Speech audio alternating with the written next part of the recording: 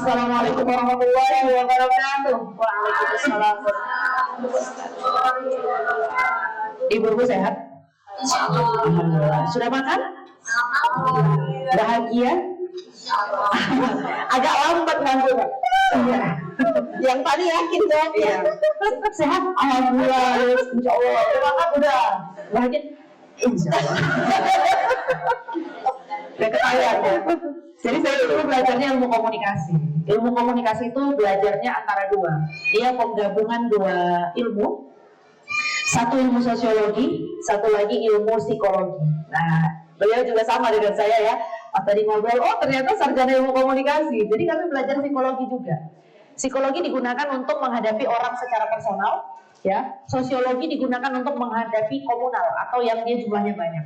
Nah, jadi saya belajar psikologi. Dulu saya mau jadi psikolog. Nah, ini Ustazah Maulida ini teman saya. Kami lama sebangku, selama sekamar. Dia tahu lah masa lalu saya gitu ya. Kayak apa masa lalu saya. Tapi teman-teman saya tuh tahu dulu saya mau jadi psikolog. Ya, satu angkatan tuh tahu. Qadarullah, saya masuknya malah ke komunikasi.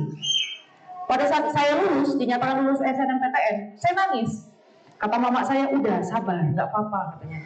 Tahun depan kita coba lagi. Uti mau psikologi UGM kan? Saya dipanggil Uti. Mau psikologi UGM kan? Terus saya masih nangis, gitu kan? Enggak apa-apa sabar. Tahun depan kita coba psikologi UGM. Mak, Uti bukan nangis karena nggak lulus psikologi UGM. Jadi apa? Tapi alhamdulillah akhirnya lulus. Karena susah masuk PTN gitu ya. Persaingannya luar biasa. Alhamdulillah saya lulus di USU, masuk 2010. Dan kemudian tentu ini nanti akan berkaitan dengan parenting gitu ya, dengan apa yang orang tua saya sampaikan. Nah, hari ini Bu, kita insya Allah nanti ada praktek juga ya. Pasti kita datang ke sini pengen sembuh dari luka pengasuhan ya. Kitanya sembuh duluan, kitanya harus sembuh duluan. Jadi nanti mohon izin, ibu-ibu harus berinteraksi dengan dirinya sendiri ya. Nanti kita ambil waktu. Bismillah, mudah-mudahan bisa menjadi starting yang bagus. Dan untuk ayah yang hadir, saya ucapkan terima kasih banyak, Masya Allah. Saya sangat mengapresiasi tinggi laki-laki yang mau belajar. Serius, saya sangat apresiasi tinggi laki-laki yang mau belajar. You are the hero for your children. Bapak adalah pahlawan untuk anak bapak. Tapi jangan kecil hati putih. Suamiku hari ini gak ikut. Cari nafkah betul gitu. Dia kan berjihad juga kan. Kalau meninggal masuk surga. Tapi jangan pulang jadi alasan kawin lagi. Ya, jadi hari ini kita akan coba mengasuh tanpa luka. Orang tua bahagia mengasuh dan mengasihi tanpa mewariskan luka. Ibu-ibu siap? Kita siap Pak? Insya Allah. Bismillah. Dengarkan Allah. Ya, Quran itu adalah cara Allah bicara kepada kita. Maka kalau Allah ngomong dengerin. Ibu kalau anak gak dengerin gondok kali. Gondok kali. Kalau bisa aku gantung anak ini. Tapi kalau ibu gak dengerin Allah, kira-kira Allah marah gak? Pasti marah. Kalau Quran gak kita dengerin, ya pasti Allah juga marah. Ya, walaupun rahmatnya lebih besar. Maka ketika turun ayat, nah, saya bilang gini ke teman-teman kalau lagi ngisi kajian. Ayat Quran itu turun bukan buat orang lain, buat kita. Jadi kalau ada satu ayat yang kita baca, jangan gunakan untuk menuduh orang. Ayat tentang fasik. Wah, ini tetangga dulu fasik. Memang dia fasik kali. Dia orang fasik nih. Ayat tentang peringatan kepada orang munafik. Oh, ini tetangga tuh paling munafik ini. Gak ada yang lebih munafik dari dia. Enggak. Ketika ayat turun, yang pertama diperiksa adalah diri sendiri. Ya, diri sendiri yang diperiksa. Karena ayat itu buat kita. Oke? Di surah Nisa ayat 9, A'udzubillahi minasyaitonirrajim. Wa yakhshal ladzina law taraku min khalfihim dzurriyyatan di'afan khafu 'alaihim falyattaqullah wal yaqulu qawlan sadida. Subhanallahul azim. Dan hendaklah takut, di situ pakainya khasyah. Khasyah itu takut karena taat. Beda dengan khauf. Khauf itu adalah takut yang alami. Contoh, dikejar anjing, takut enggak Bu? Takut. Kalau dikejar anjing kita takut, kita jauhin atau kita deketin? Jauhin. Itu takut tabi'i. Khauf at-tabi'i atau rasa takut alami. Tapi khasyah adalah rasa takut yang disertai taat. Jadi makin takut makin dekat, ya. Nah, anak harusnya juga begitu sama ibunya, sama orang tuanya. Dia takut dan mendekat, bukan takut dan menjauh, ya. Kita terhadap Allah harus punya khasyah. Kita takut Allah marah, makanya kita deketin. Ya, hendaklah takut kepada Allah orang-orang yang apabila seandainya mereka tinggalkan min khalfihim, di belakang mereka, after them, gitu ya. Orang yang meninggalkan generasi setelahnya itu dalam keadaan lemah. Bahasa sekarang nggak bisa diandalkan, ya. Bahasa lainnya cemen, nggak punya kekuatan untuk berdaya. Maka hendaklah mereka bertakwa kepada Allah dan hendaklah, lihat ujung ayat ini, qaulan sadida, ucapkanlah perkataan yang benar. Jadi sebenarnya mendidik generasi itu kuncinya ada pada mengkomunikasikan segala sesuatu. Oke, nanti kita cek ya. Kan komunikasi jangankan anak ke ibu. Saya ini lagi bikin kajian namanya KDRT. Ya, lagi mau bikin kajian namanya KDRT. Bukan kekerasan dalam rumah tangga, tapi komunikasi dalam rumah tangga. Ya, kenapa? Karena orang dalam rumah tangga kadang-kadang kayak dukun, berharap pasangannya ngerti. Betul? Perempuan apalagi, ya Allah, rumitnya perempuan. Ya, kalau ngambek, kenapa deh? Oh, abang salah apa? Pikirlah sendiri. Ya Allah, yang mau kasih tahu salahnya biar dia perbaiki diri. Ya, kecuali ibu kawin sama Romi Rafael, nggak apa-apa. Sebaca pikiran dia. Gitu ya. Jadi segala sesuatu harus dikomunikasikan. Oke, next. Nah, pertanyaannya, apakah mungkin mengasuh tanpa luka? Mungkin sulit. Sulit. Jawabannya di slide selanjutnya, ya. Enggak, hampir tidak mungkin mengasuh tanpa luka. Hampir tidak mungkin. Ya. Berapa tidak mungkinannya? 99%. Kenapa? Karena saya dulu guru di pesantren. Saya menangani banyak kasus, mulai dari yang orang tuanya seperti kapas, ya, sampai yang orang tuanya ngalah-ngalahin komandan perang. Saya ketemu dengan berbagai macam orang, terutama pada saat saya S2 ngambilnya manajemen SDM, sumber daya manusia. Ternyata pengasuhan itu juga berpengaruh pada saat orang bekerja di dunia kerja, berpengaruh. Ya, bagaimana cara dia mengendalikan stres, bagaimana cara dia menghadapi perbedaan, bagaimana kalau dia mentok, bagaimana kalau kemudian dia tidak bisa menyelesaikan tugasnya. Ternyata parenting berpengaruh. Ya, selain juga lingkungan. Kami di dunia SDM zaman sekarang ya, menghadapi Gen Z, sakit kepala, sakit kepala. Saya berapa kali dihubungi sama lembaga trainer, Mbak Putri, bisa tolong isi training SDM nggak? Tapi khusus Gen Z. Emang kenapa? Saya bilang, kami sakit kepala ngadepinnya. Kenapa Gen Z ini rapuhnya, ya Allah, katanya. Rapuhnya luar biasa. Ya, ngalah-ngalahin keripik lemak, ngalah-ngalahin peyek. Kalau dia punya masalah, dia diam. Kalau dia nggak suka, dia kabur. Iya, Gen Z itu sakit kepala ngadepinnya, ya kan? Pokoknya kalau di sini dia yang paling menderita di dunia ini. Ya kan, playing victim. Orang tuh kalau sakit cari obat, Gen Z enggak. Kalau sakit cari handphone, bikin video TikTok, ngerasa paling tersakiti. Guys, gue itu mental health. Adik saya punya adik sepupu, ya. Dia di pesantren saya juga. Satu hari dia naik ke lantai 3, ke rooftop. Terus dia turun, masalahnya dia di lantai 3 itu bersama sama anak yang punya masalah kejiwaan. Gangguan kepribadian, bukan gangguan mental lagi, gangguan kepribadian. Jadi sudah terpecah kepribadian. Anak ini korban jalanan. Ya, kami di sana juga mengambil doa Pak untuk disekolahkan. Nah, tapi kasusnya yang satu itu agak berat. Jadi dia naik ke lantai 3 rooftop, gak ada pengamannya, ya. Dan dia bersama sama anak yang punya gangguan kepribadian tadi. Begitu turun, dia tiba-tiba nggak mau ngomong. Diajak ngomong, ngambek gitu kan. Saya tanya, ngapain ke atas?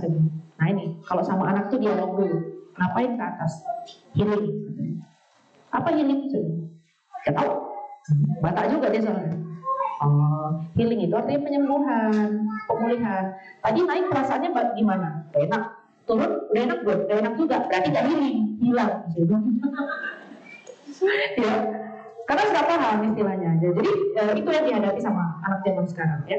Nah, Gen Alpha lebih parah lagi tuh. Anak-anak kita sekarang, ya 2010 ke atas, Gen Alpha.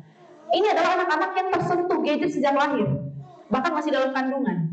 Ada satu penelitian bahwa anak-anak yang ketika dalam kandungan orang tuanya banyak terpapar cahaya biru, itu anaknya akan mengalami perlambatan berpikir. Makanya kalau lagi hamil ya, jauhin gadget, pakai sebisanya, seadanya. Dan kemudian nanti anak yang ibunya candu gadget pada saat hamil gitu ya, itu anaknya matanya akan lebih gelap saat lahir dan lebih dekat. Ya. Gitu. Makanya lihat bayi sekarang banyak kan yang lahir matanya belum.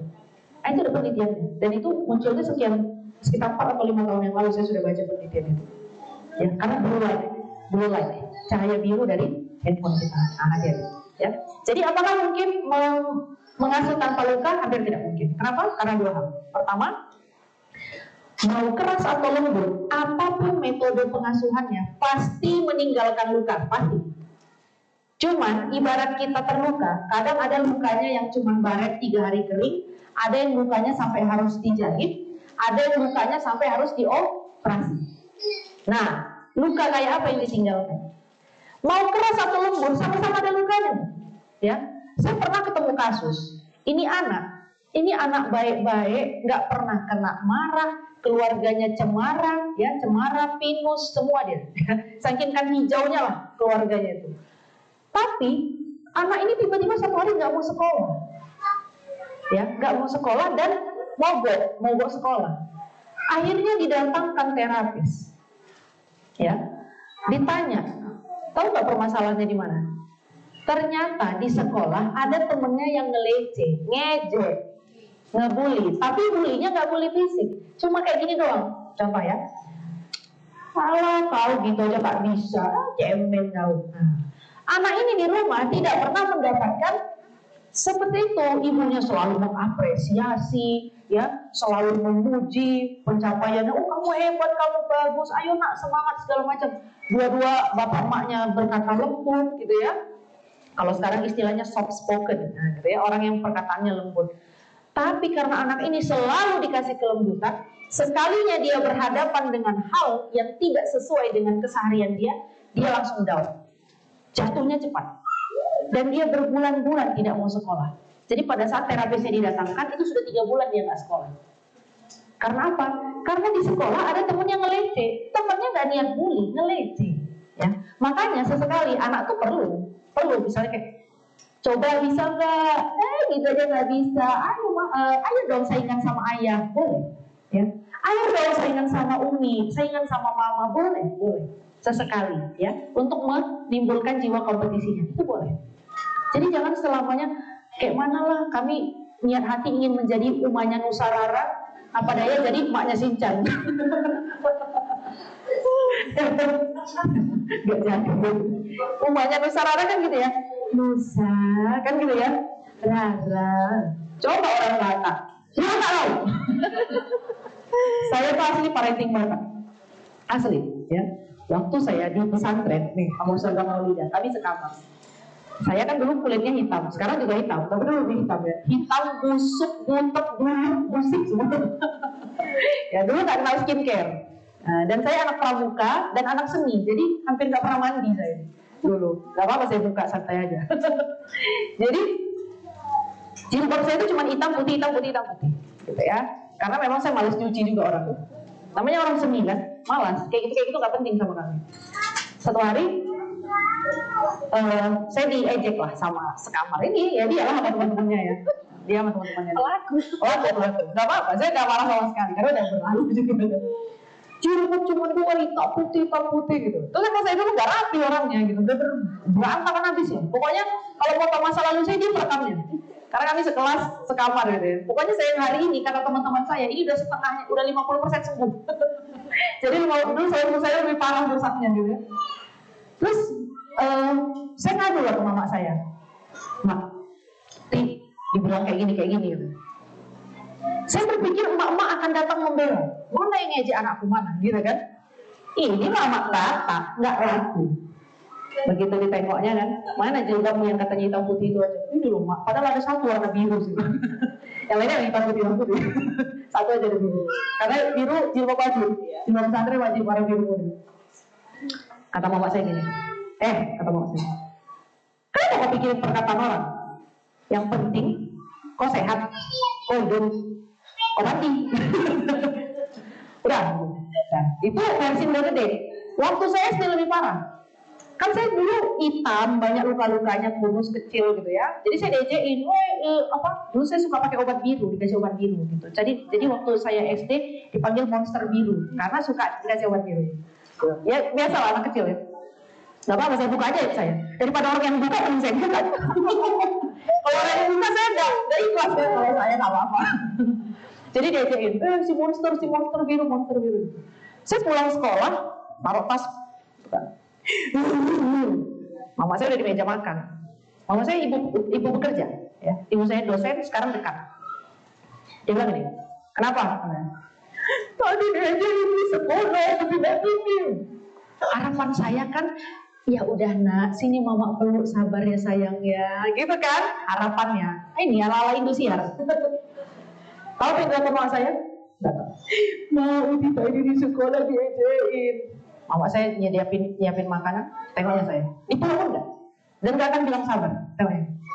Terus, kalau pada diajar orang, sok tali kau, hah?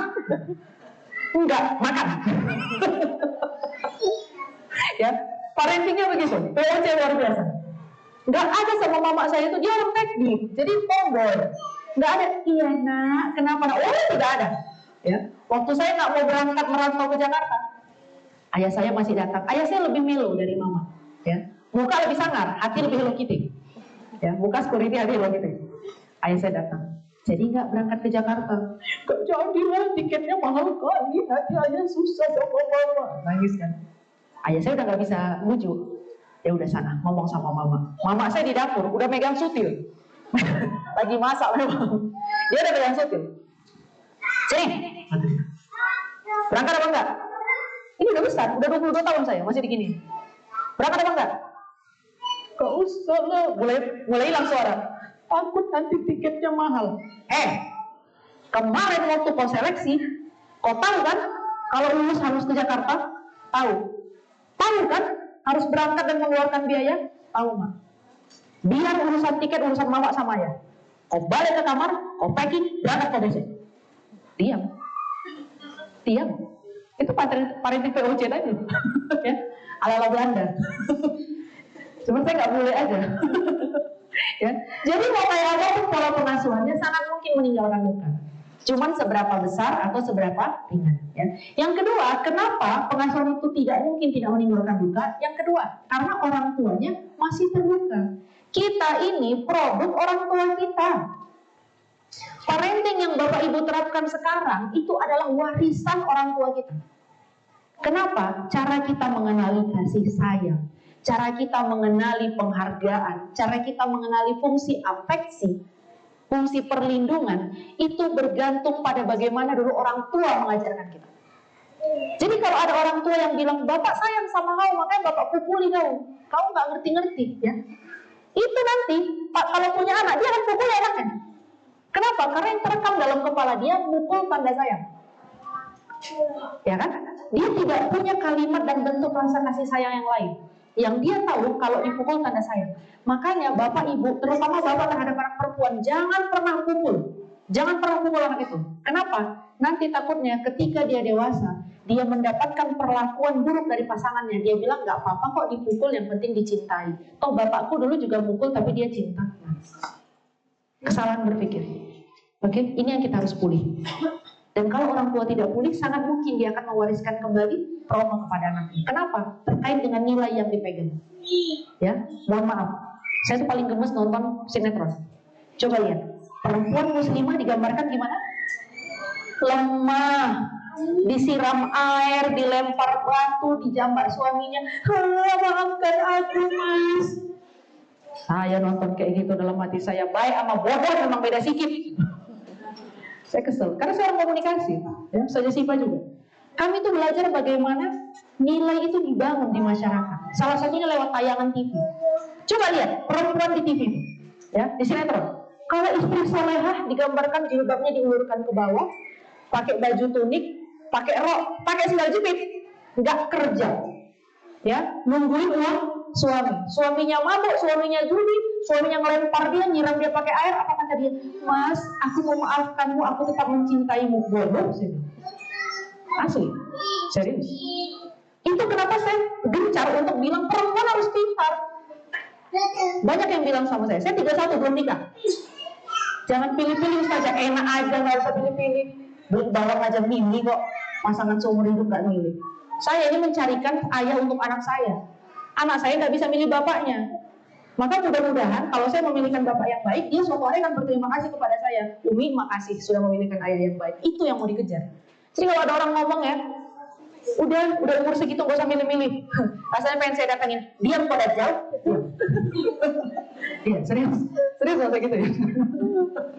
Dan pernah saya gituin orang, lebih tua lagi umurnya. Aduh, udah 30, S2 lagi, laki-laki takut lah. Dari dalam kamar saya bilang, diam pada jauh. Itu dajjal. Kenapa?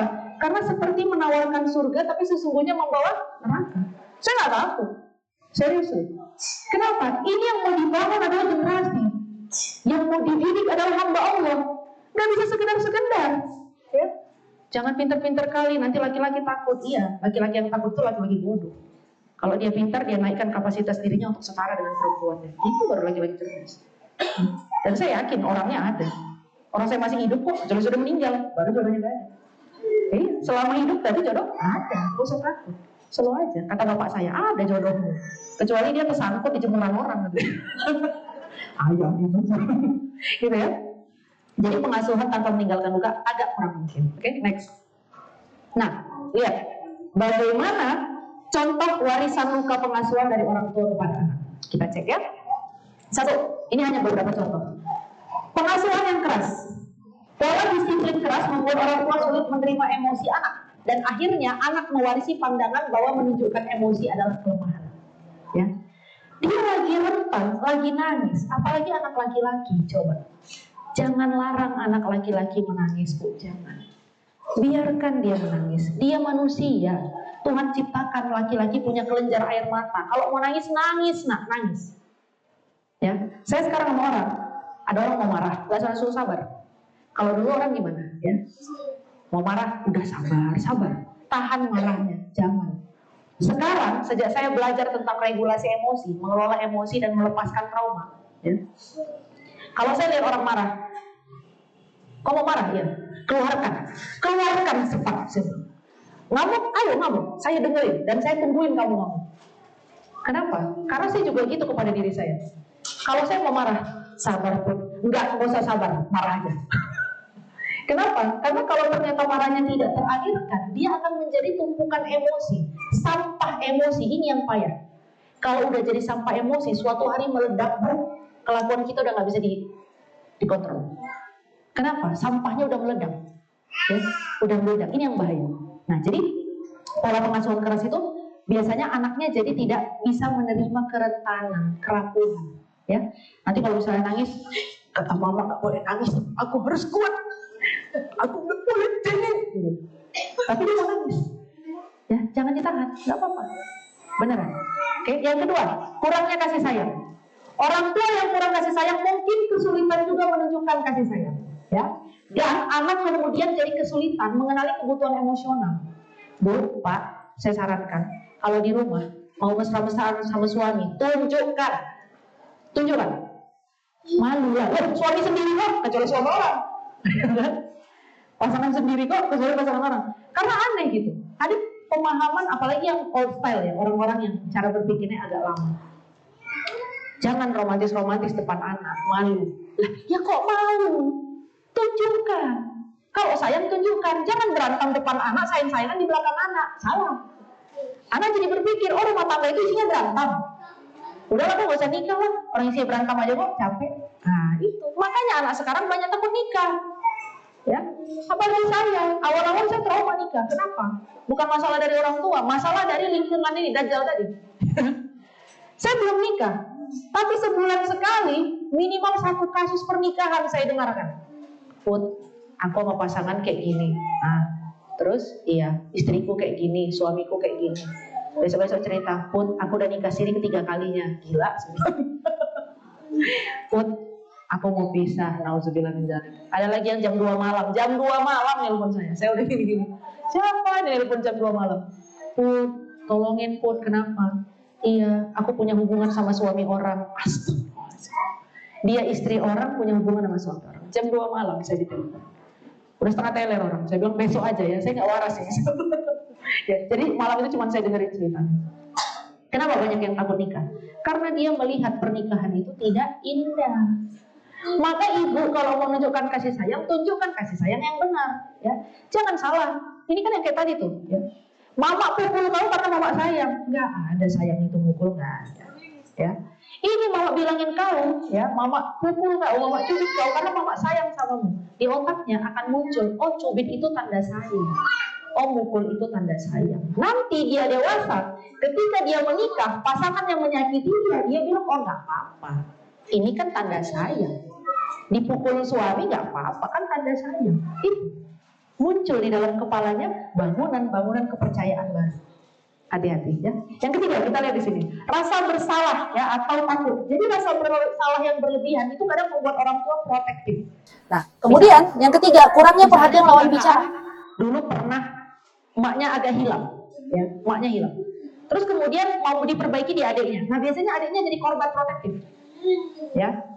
Saya harus mengatakan bahwa orang tua saya itu super protektif. Ya. Ayah saya itu jangankan orang melukai, nyamuk aja nggak boleh gigit saya, nggak boleh. Seprotektif itu. Saya tuh nggak dikasih bergaul sama laki-laki. Kenapa? Seprotektif itu ayah saya. Dia takut, karena anaknya dua-dua perempuan. Ya. Dan karena dia laki-laki, mungkin dia tahu isi pikiran laki-laki. Makanya saya nggak pernah pacaran sampai sekarang. Alhamdulillah. Ya. Saya bilang, saya pastikan orang yang menerima cinta saya hanya orang yang memberanikan dan memantaskan diri menghadap ke ayah saya. Saya pastikan dia tidak dapat sisa. Dia harus dapat the first and the only one. Pertama dan satu-satunya yang mendapatkan. Dan tidak akan saya berikan itu kepada laki-laki lain sebelum saya dibeli atau diminta secara hormat kepada ayah saya. Serius. Banyak orang bilang udah lapor, udah umur segini, gak usah lagi milih-milih. Diam kau. Apa? Dajjal. Gitu ya. Nah yang keempat, perfeksionisme, menuntut sempurna. Orang tua yang dibesarkan dengan tuntutan tinggi menjadi terlalu menuntut, anak merasa tertekan dan takut mengecewakan. Ya, saya ini polanya kayak gini dari orang tua saya. Jadi saya kemudian konsen terhadap kesehatan mental dan parenting bukan karena saya tidak belajar, tapi karena saya mengalami sendiri. Orang tua saya itu, ibu saya dekan, ibu saya udah S2, makanya saya wajib S2. Adik saya pun alhamdulillah minggu lalu baru selesai sidang S2. Ya. Jadi kami semua minimal S2. Kata ibu saya, kalau aku aja S2, kalian nggak boleh S1, harus S2. Maka begitu ibu saya selesai S2 tahun 2016, saya menyusul S2 2021, tamat 2023. Adik saya S2-nya 2021, baru tamat 2024. Minggu lalu dia baru sidang. Kenapa? Karena ibu saya jadi punya standar.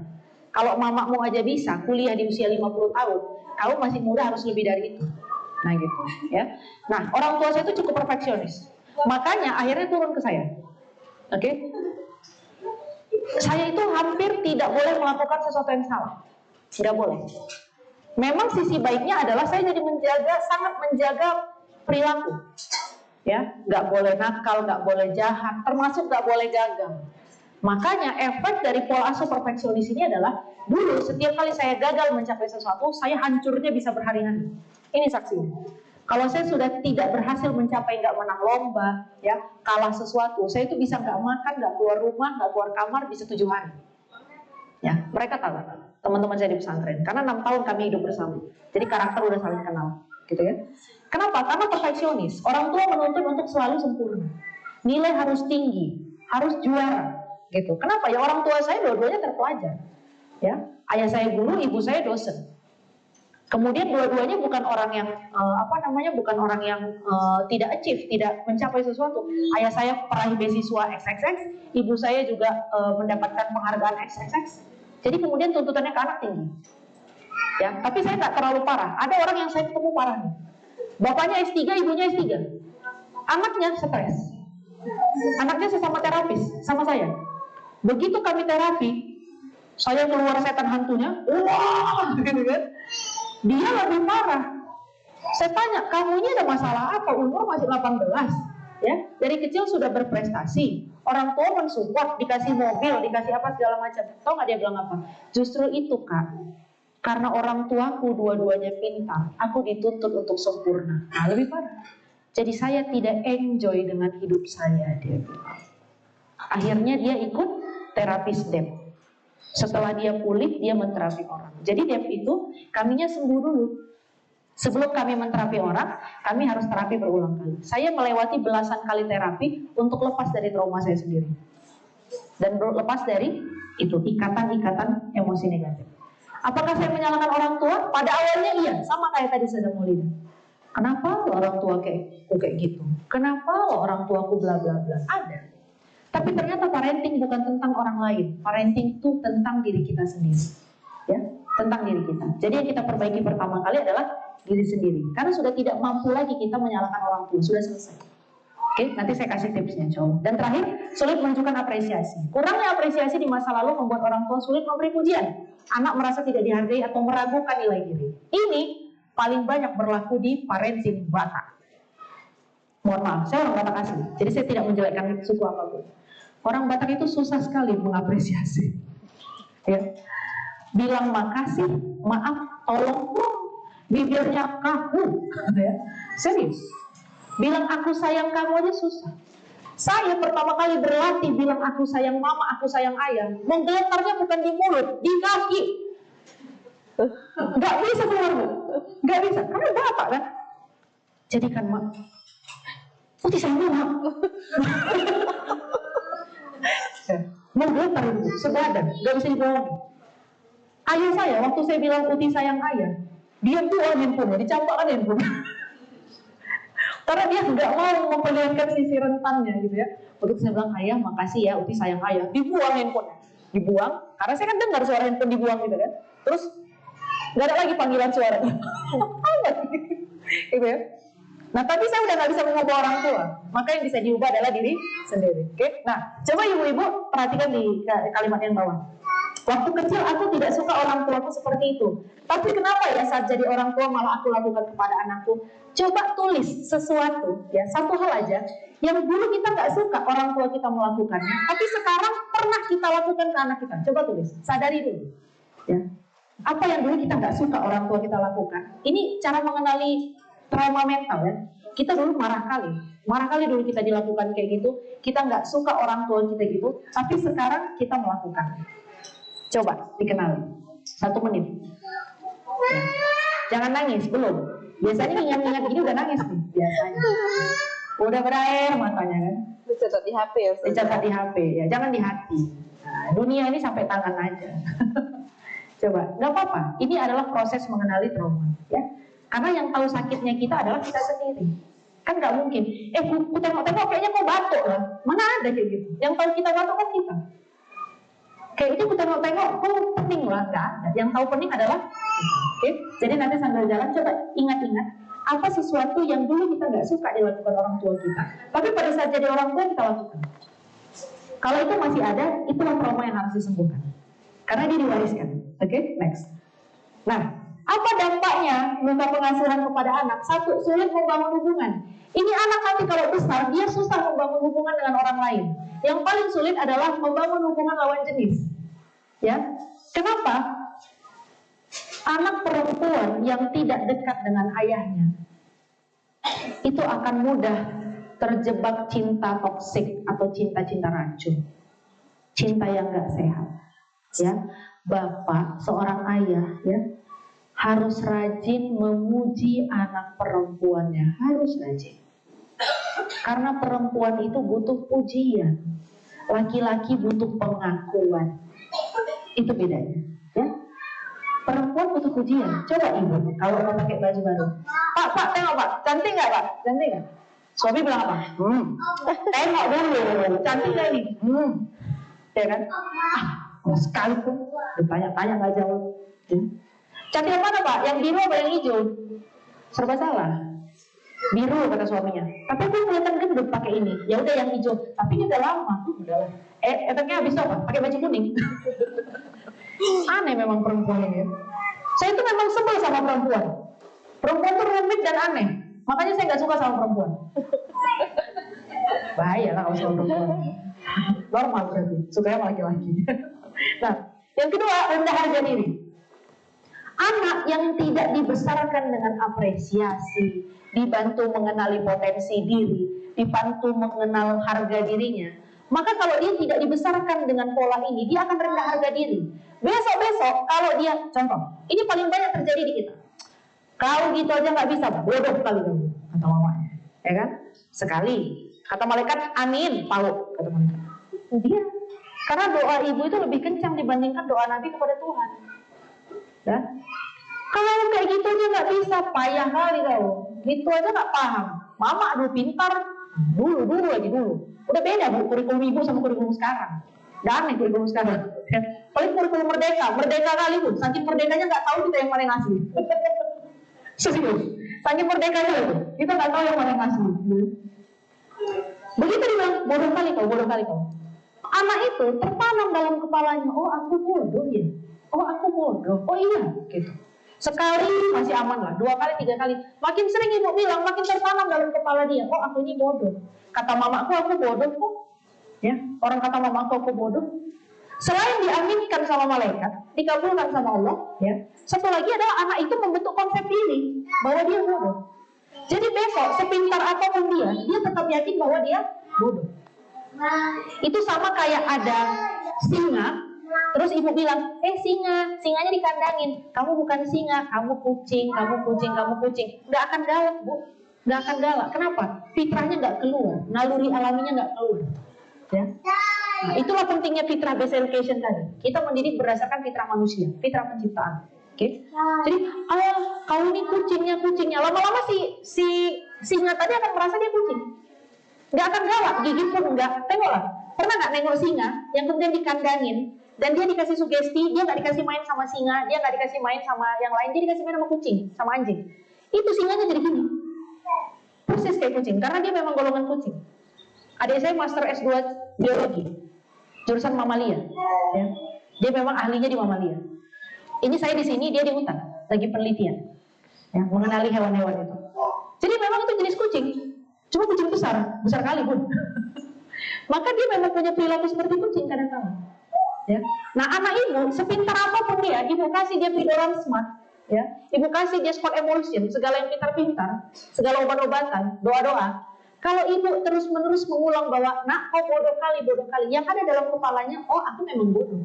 Besok-besok dia sepintar apapun, enggak kok orang kata mama aku bodoh. Aceh. Ya, jaga mulut kita. Perempuan ini di sini kuncinya. Saya punya murid di sana, murid saya perempuan semua. Kalau ketahuan ngomong kotor, kami suruh punya bawang putih. Saya kasih tahu sama dia, kamu ini akan jadi ibu. Kalau nggak bisa kau jaga mulutmu, generasi seperti apa yang mau kau ciptakan dengan doa-doamu? Mulutmu itu tajam nak, ya. Jangan sikit-sikit ngomong kotor. Tahu apalagi anak sekarang? Saya di Jakarta tuh, dikit-dikit ngomong banjir. Ih keren banget banjir. Tahu ya? Saya nggak boleh dong saya sebut. Salah juga saya. Ih gila keren banget Sanjay. Saya bilang ngapain ngomong kayak gitu? Kan gak ada artinya. Dalam Quran itu namanya laghun, perkataan sia-sia. Ya?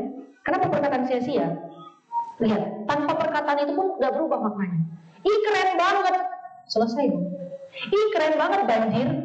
Tanpa banjir itu bisa gak berarti keren? Tetap berarti keren kan? Kenapa harus pakai banjir? Nah itu ya. Jadi kita harus hati-hati dengan kalimat. Kemudian setelah itu yang ketiga, ketergantungan emosional. Ini banyak dialami anak sekarang, bahkan mungkin kita. Butuh validasi emosi. Apa itu validasi emosi? Pengakuan dari orang lain.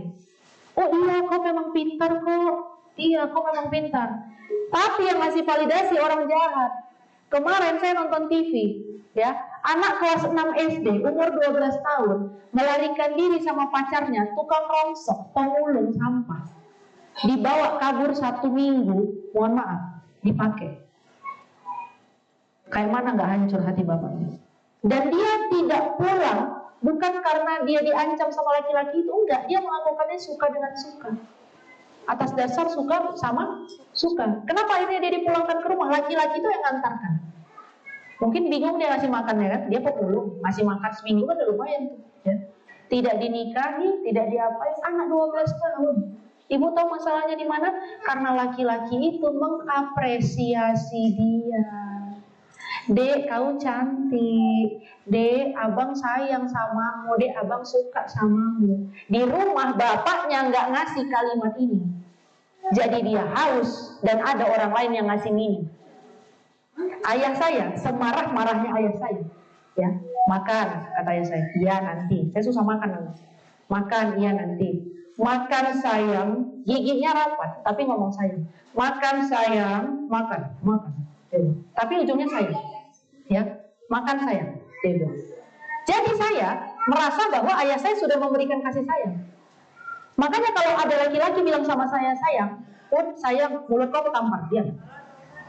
Ya, itu bagian bapakku, bukan bagianmu. Aku sudah tidak butuh darimu karena sudah ada bapakku yang mengisi. Jadi bapak kalau tidak sering memberikan kata-kata afeksi, ya, itu anak perempuan menjadi tidak berharga. Maka kalau datang laki-laki hidung belang, kadang nggak berhidung, ya, nggak berhidung dan nggak berotak, karena nggak mikir, memuji-muji. Terjadi di saudara saya dekat. Ada laki-laki kenalan sama dia lewat Facebook. Kata laki-lakinya, abang tengok-tengok, kayaknya kok ada sakit mula dek. Coba fotokan punggungmu tanpa baju, biar abang bantu carikan obat. Tengok, memang anak ini bapaknya nggak tahu kemana, saudara saya ini. Dipoto, cekrek, dia foto bahunya, dikirim. Besok nggak baru, yang lain yang diminta udah tahu itu. Dikirim. Pening kami waktu itu menghadapi masalah itu. Itu saudara saya. Bayangkan. Kenapa? Karena laki-lakinya mengapresiasi. Dek, kau cantik lah, Dek. Dek, abang suka lah nengok kau. Anak ini haus kasih sayang dan pengakuan. Validasi, ya. Gak ada yang mengakui bahwa dia cantik. Begitu ada laki-laki mengakui dia cantik, memuji dia cantik, dia langsung bilang, oh laki-laki ini adalah yang terbaik. Ini adalah laki-laki yang sayang kepadaku. Fitrahnya nggak bisa bohong. Ya.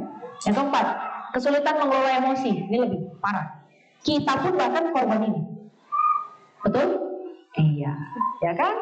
Kalau lagi waras, ingat, jangan pukul anak, berbuat baik pada anak. Waras. Pas nggak waras, mak. Betul ya? Iya. Pas nggak waras itu. Karena perempuan itu warasnya cuma 2 hari. 2 hari dari 30 hari, ya. Setengah hari lupa juga. Ya kan? Makanya saya tuh kalau ketemu sama kakak ipar saya, teman-teman saya yang udah nikah, ya, kalau dia udah mulai ngadapin anaknya yang udah kayak reok, gitu kan? Saya deketin, waras. Nggak, saya suruh sabar. Karena orang marah disuruh sabar makin marah. Betul? Lagi marah. Aku mau marah. Sabar. Aku mau marah. Ya, jadi itu kesulitan mengelola emosi. Kita pun adalah produk ini. Kelima, tantangan menghadapi konflik. Karena anak ini tidak pernah dihadapkan pada konflik, dia bingung menghadapi konflik. Ya. Dan yang terakhir, kesehatan mental yang buruk ini jangka panjang. Saya pernah menterapi orang, karena saya terapis, ya. Jadi saya banyak ketemu masalah emosi itu dari terapis dari tadi.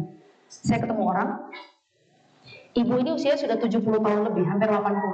Anaknya mengalami BPD, ya. Jadi ini adalah jenis dia bikin border, dia bikin tembok tinggi dengan orang lain. Efeknya adalah dia nggak mau keluar rumah, dia nggak percaya siapapun, dia tidak bisa berinteraksi dengan siapapun. Border, bikin tembok tinggi, namanya BPD. Ibunya nggak bisa ngapa-ngapain. Apa yang terjadi? Dia makan obat. Umurnya baru 20 tahunan, sudah kena BPD. Ya, makanya teman-teman saya yang mengalami masalah mental itu nggak pernah saya bilang udah makan obat aja, enggak. Saya bilang berhentikan obatnya. Ayo kita cari cara lain. Ya, berhentikan obatnya. Oke. Selamat datang Ustaz Jauharil. Terima kasih banyak ya. Semoga berkenan. Jadi dalam jangka panjang, kalau pengasuhan kita ini tidak sehat, maka akan berpotensi menurunkan bibit kesehatan mental yang buruk bagi anak. Nanti anak ini besar, aneh-aneh itu penyakitnya. Tengok anak sekarang, ya, di TikTok. Saya main TikTok, ibu main TikTok, Bu. Enggak apa-apa, asal jangan bikin tempel enggak. Ya, yang ngeri emak-emak bikin gini. Jangan, saya main TikTok. Kenapa? Untuk tahu apa yang dibicarakan orang saat ini. Dan memang isu kesehatan mental ini sedang tinggi-tingginya, ya. Dan saya pun akhirnya punya konsentrasi di kesehatan mental. Dan karena saya belajar tadabbur Quran, jadi saya gabungkan antara kesehatan mental dengan pemulihan dari Al-Quran. Insya Allah. Oke, next. Nah, apakah Islam punya metode pengasuhan terbaik? Jawabannya tentu. Islam is the solution, the total solution. Mana solusinya? Ya. Oke, kita punya dua contoh. Sebenarnya semuanya baik, ya. Tapi kita punya dua contoh. Kenapa saya ambil Nabi Ibrahim dan Nabi Muhammad? Karena Quran yang mengatakan, laqad kana fi Rasulillahi uswatun hasanah. Sudah ada dalam diri Rasul kalian itu uswah, bukan sekedar contoh, tapi teladan, hasanah yang baik. Ya. Dan kemudian Nabi Ibrahim di surah yang lain dikatakan, sesungguhnya Ibrahim adalah teladan bagi semua hal, tauhidnya, keluarganya, ya, masya Allah. Nah, Nabi Ibrahim keteladanannya apa? Memberi contoh. Coba ibu-ibu ingat kisah Nabi. Nabi Ibrahim bapaknya Muslim apa kafir? Kafir.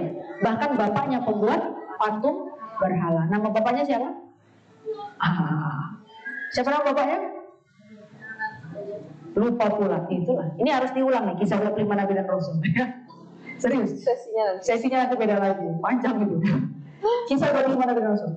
Bapaknya Nabi Ibrahim namanya Azar. Dia ini pembuat patung berhala. Anaknya Nabi, bapaknya membuat patung berhala. Sampai akhir masuk Islam nggak bapaknya? Tidak. Tapi apakah Nabi Ibrahim mengikuti keyakinan bapaknya yang rusak? Tidak. Itu tanda orang yang sudah pulih dari trauma mental. Mau bapaknya kayak apa, dia berdiri sendiri atas keyakinannya. Oke? Nah, yang kedua keteguhan iman. Siapa yang bisa mengalahkan keimanannya Nabi Ibrahim? Gak ada. Beliau yang terbaik, ya kan? Makanya menjadi Abul Anbiya, bapaknya para nabi. Ya. Ini kalau kisah 25 nabi panjang nih. Saya biasanya berapa sesi itu hanya untuk menjelaskan silsilah para nabi saja. Ya. Kenapa kemudian Nabi Ibrahim disebut Abul Anbiya? Karena memang semua keturunan nabi itu berasal dari nasabnya Nabi Ibrahim. Oke. Yang ketiga, berdialog dengan anak. Nah, ini yang kita kurang. Kita ini bukan berdialog kepada anak, tapi memerintah anak. Ya. Kalau diam, mama bilang, jangan lari-lari, diam. Anak digitukan, 5 menit aja dia diam. Udah, menit ke-6 berdiri dia. Menit ke-7 udah ngiter, bawah. Ya, 5 menit aja. Maka yang dilakukan sama Nabi Ibrahim adalah dialog, ngobrol. Nah, kenapa lari-lari? Itu kaki aku nggak bisa diri, kaki aku getar-getar dari tadi. Oh, ternyata kakinya getar-getar, makanya dia harus lari. Ya udah, boleh lari, tapi larinya di luar ya. Kasih opsi dan solusi. Larinya di luar. Kalau di sini lagi ngaji misalnya, gitu. Ya, lagi ngaji. Kalau mau lari di luar. Nanti kalau dia masuk ke dalam, kan sudah janji kan? Oh iya, ingat. Sama anak itu bikin komitmen. Jangan kayak POC, kayak Belanda. Gak ada penandatanganan persetujuan, tiba-tiba menjajah. Ya kan? Coba, ini banyak terjadi di orang tua. Oke, contoh. Dia mau janjian pergi. Ya, sebenarnya orang tuanya sudah tahu mereka mau berangkat sekitar jam 2 siang. Jam 1, anaknya masih belum mandi. Mandi cepat. Nah, nanti aja lah Pak, mandi cepat, mandi. Setengah 2, mandi dong cepat. Tadi mau nggak disuruh. Mandi dong, mau bilang mandi. Tanpa dia diberitahu kenapa dia harus mandi. Harusnya kasih tahu, nak, kita jam 2 mau pergi. Kalau kita mau pergi, ya kita harus mandi. Gak mungkin kamu bau-bau, mama bawa keluar, mama malu, kau pun malu. Ayo, mandi. Ya. Itu kakak ipar saya. Kalau dia udah nggak bisa bilangin anaknya, saya kan dulu di Bogor, dia di Medan. Kalau dia udah nggak bisa bilangin anaknya, dia video call saya. Bunda, tolong Pak Bunda cakap lama anak Bunda ini dulu. Ya udah mana sini. Saya ajak ngobrol. Ya. 2 kan udah bisa ngomong. Saya ajak ngobrol. Apa? Mau nanya apa sama Bunda? Ini loh Bunda, tadi gini. Dengerin aja dia ngomong. Walaupun pertanyaannya aneh. Ya. Bunda, bisa nggak kita naik kereta api ke luar negeri? Mau kemana dulu? Itu loh Bunda, aku mau ke Inggris. Bisa nggak naik kereta api dari Binjai? Bisa, cuman nggak ada jalurnya. Ya. Jadi dialog, ngobrol. Dan Quran mencatat 14 lokasi dialog dengan orang tua, anak dengan orang tua. Hebatnya, 12 dialognya terjadi antara ayah dengan anak, bukan ibu dengan anak. Jadi bapak-bapak harus rajin ngobrol sama anak, ya. Kan bapak-bapak sekarang banyak bapak-bapak bisu. Ya, Bu? Iya, bapak biarin aja yang tua dengerin. Bapak bisu. Bapak bisu tahu? Ayo gini. Nah, tanya mau tanya. Bapak bisu, ya. Badannya ada, sosoknya nggak terasa. Saya pernah punya murid, saya tanya sama dia, bapaknya mana? Nggak ada, Miss. Loh, saya kira anak yatim kan? Saya serius, udah hampir saya sumbangi. Saya kira anak yatim. Tapi anak ini hidupnya glamor, gitu ya. Saya tanya sama gurunya, saya kan guru ekskul, saya tanya sama guru kelas, Bu, itu anak yatim? Enggak, lengkap kok orang tuanya. Maknya anggota dewan, bapaknya di perusahaan ini. Loh, kok dia bilang tadi nggak punya bapak? Gini Bu, bapaknya itu umurnya masih jauh lebih muda dari bapaknya. Ya, beda 8 tahun kalau nggak salah. Jadi bapaknya masih seru-seru main. Kalau weekend, kalau akhir pekan, ya, dia Senin sampai Jumat kerja. Sabtu dia pergi main golf sama kawannya. Minggu dia jalan-jalan keluar, sehingga dia tidak pernah ada di rumah. Akhirnya anak ini ngerasa nggak punya bapak. Saya belajar psikologi itu dari situ. Ya, dulu saya guru melukis, guru menggambar. Ayo coba gambar orang tuamu, gambar keluargamu. Digambar sama seorang anak. Ini mama, kan saya sambil dia gambar saya ajak ngobrol. Ya, jadi di situ proses. Sambil diajak gambar, dia ngobrol, saya ngobrol sama dia. Kamu gambar siapa? Ini mama, anak orang kaya soalnya kan. Ini eyang kakung, ini eyang putih, ini abang, ini kakak. Oke, bapaknya nggak ada, ya kan? Saya mulai bertanya, kenapa dia tidak menggambar bapak? Saya tarik kertas lama, saya kasih kertas baru. Yuk gambar lagi, di rumah kamu ada siapa ya, dia gambar. Ini rumah aku, Miss. Ini mama duluan. Ini mama, ini eyang kakung, eyang putih, ini mas, ini abang, ini kakak. Kok nggak ada bapaknya? 2 kali saya kasih kertas kosong, nggak ada bapaknya. Setahu saya anaknya orang tua lengkap. Rupanya bapaknya LDR, kerja jauh, jarang video call. Yang jemput dia pergi sekolah pulang sekolah adalah eyang, makanya dia anak eyang. 2 kali saya suruh ganti kertas, tidak ada gambar bapaknya. Bayangkan, itu nggak bisa dibohongi, ya, tidak bisa dibohongi. Saya dulu ngajar di TK untuk apa? Melatih kesabaran. Karena saya orang yang nggak sabaran, tahulah, awak darah Batak, darah panas. Senggol sedikit tandukku keluar. Jadi saya melatih kesabaran itu. Saya menjadi guru TK. Bayangkan, darah panas Batak ini, ya, darah sepanas ini disuruh berhadapan dengan anak kecil. Ya Allah, bukan ujian kesabaran lagi, ujian kehidupan. Ya, tapi di situ saya banyak belajar parenting. Alhamdulillah. Oke. Nah, kemudian kalau dari Nabi Muhammad apa? Kasih sayang, empati dan pendidikan dan pengembangan karakter. Oke. Nabi itu bersabda, katanya, yang terbaik di antara kalian adalah yang paling baik terhadap keluarganya. Dan aku, kata Rasulullah, adalah yang terbaik terhadap keluargaku. Makanya sejak saya belajar sirah Nabi, saya udah gak tertarik nonton drama Korea. Kenapa? Tidak ada yang lebih romantis laki-laki di dunia ini kecuali Nabi Muhammad. Gak ada. Saya bilang kalau ada laki-laki kayak gini zaman sekarang, saya kejar-kejar, gak mau tahu. Benar, gak mau malu sih. Kenapa? Saking kan luar biasanya kualitas beliau. Kita ini kan, coba di kepala kita Nabi Muhammad kayak apa? Orangnya tegang, suka berperang, ya kan? Kaku. Tahu nggak kenapa kita menganggap Nabi Muhammad gitu? Karena kita baca hadis pakai terjemahan bahasa Indonesia yang baku, sehingga kita menganggap Nabi Muhammad itu orangnya kaku. Ya, datanglah seorang sahabat dan bertanya kepada Rasul, wahai Rasulullah, apakah yang akan engkau jelaskan? Kan gitu. Akhirnya kita merasa, oh Nabi Muhammad itu kaku. Padahal kalau kita belajar bahasa Arab, Nabi Muhammad itu sangat mingle, orangnya gampang bergaul. Ya, bahasanya kalau zaman sekarang tuh gini, ketemu sama sahabat, udah makan? Udah makan? Dilihat kurma habis nih, siapa yang makan? Oh rakus juga kok ya, gitu. Ngobrol Nabi itu, bercanda. Kita jadi menganggap Nabi itu kaku karena kita baca terjemahan hadis yang juga baku. Nabi itu sangat halus, ya. Bahkan Nabi itu pernah tahu kisah cintanya Nabi? Kan enggak kan? Cuma taunya Aisyah ya. Aisyah romantisnya cinta. wajar. Ya, sama Khadijah jauh lebih romantis, jauh lebih romantis.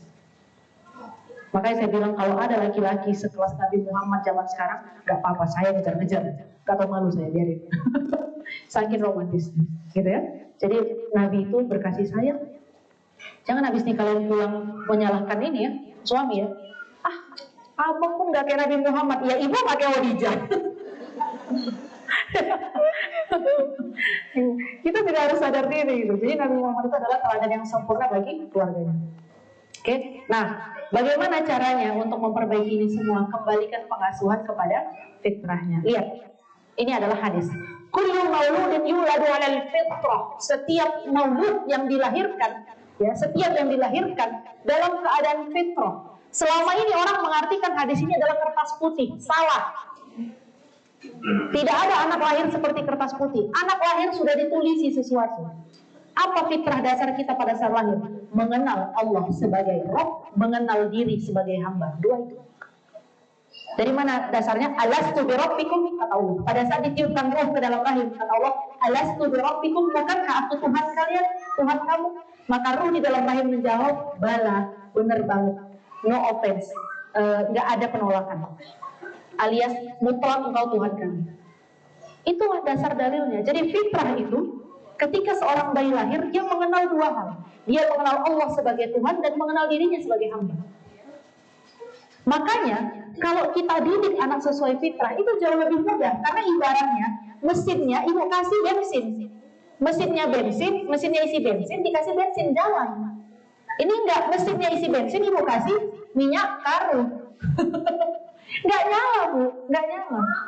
Ya, makanya dilanjutkan setelahnya fa'abawahu, kedua orang tuanya, kemudian yuhawidanihi, menjadikannya seorang Yahudi, ya, au yunassiranihi, menjadikannya Nasrani, au yumajjisanihi, atau menjadikannya seorang Majusi.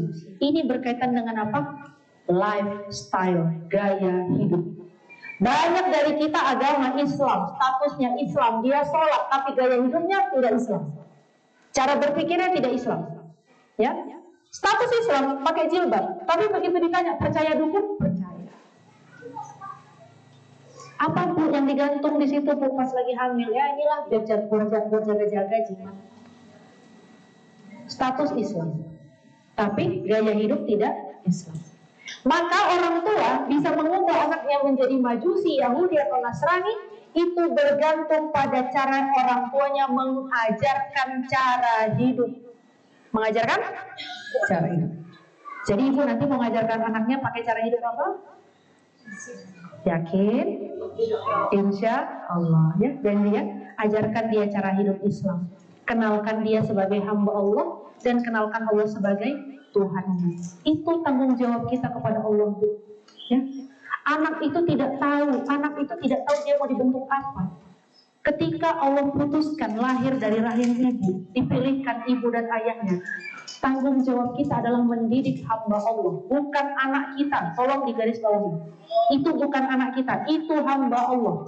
Dia punya jalan takdirnya sendiri, dia punya cetakannya sendiri. Allah punya niat lain untuk dia.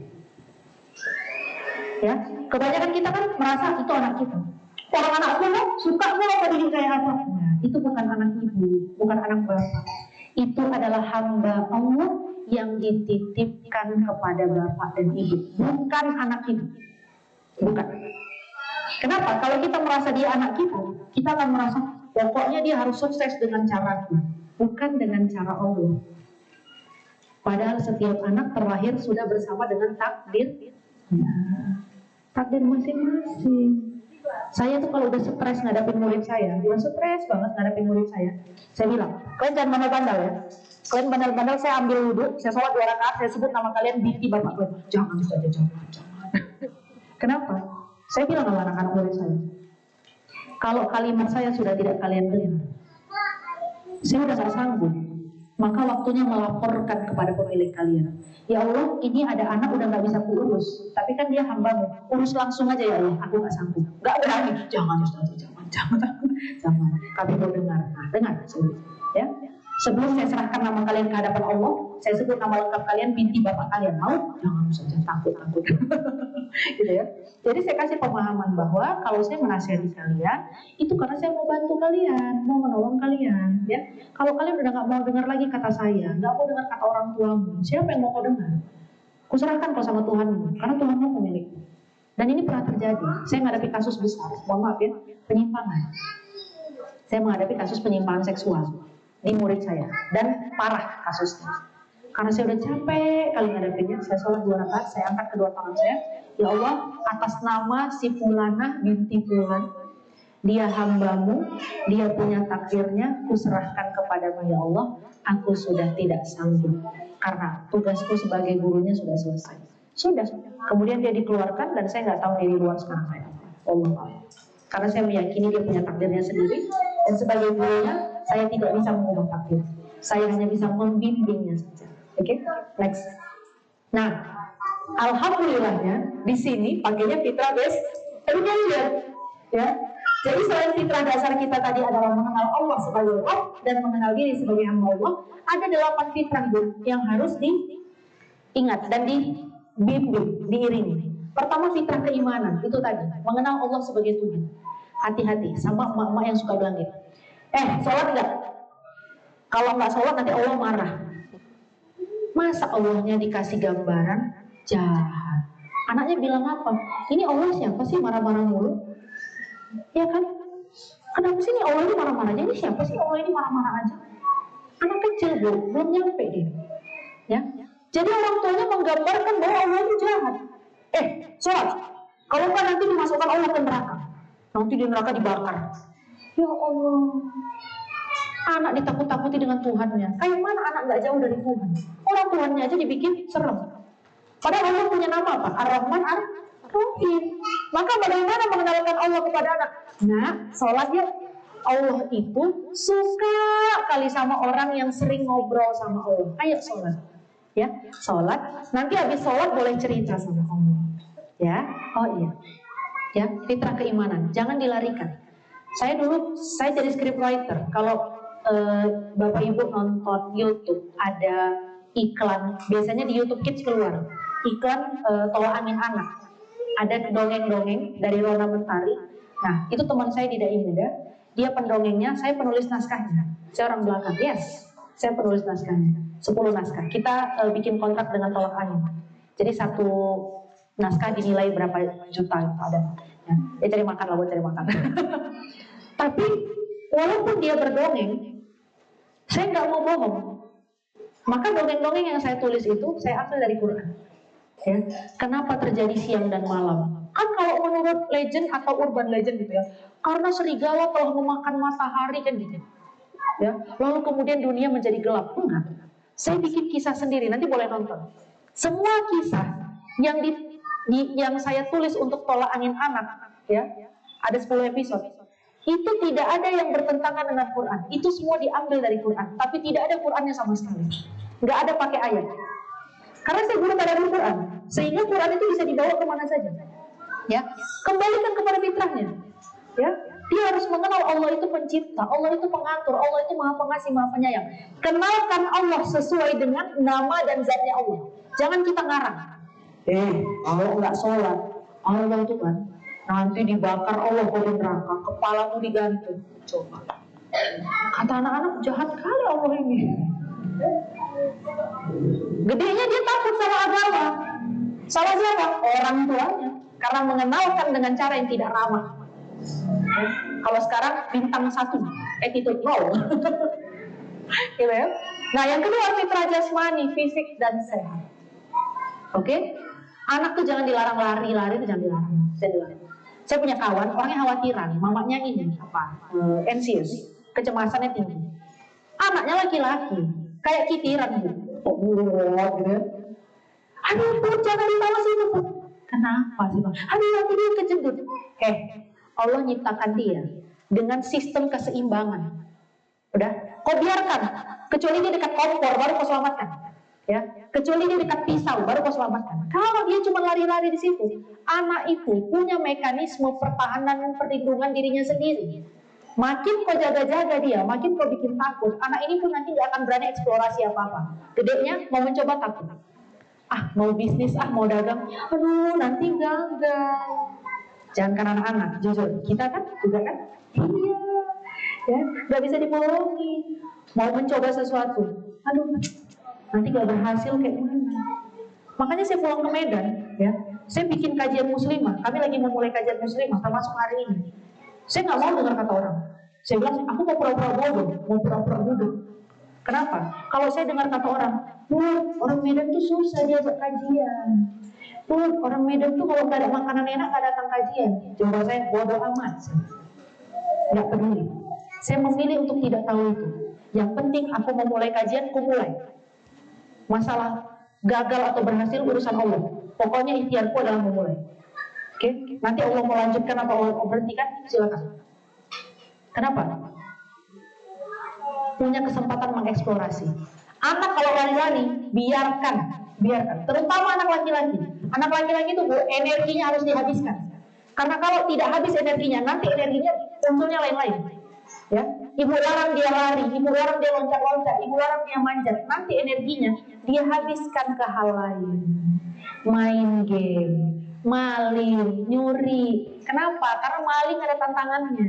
Seru dikejar-kejar orang. Waktu kecil dilarang lari sama mamanya. Gedenya lari karena dikejar-kejar orang. Ya, makanya jangan larang.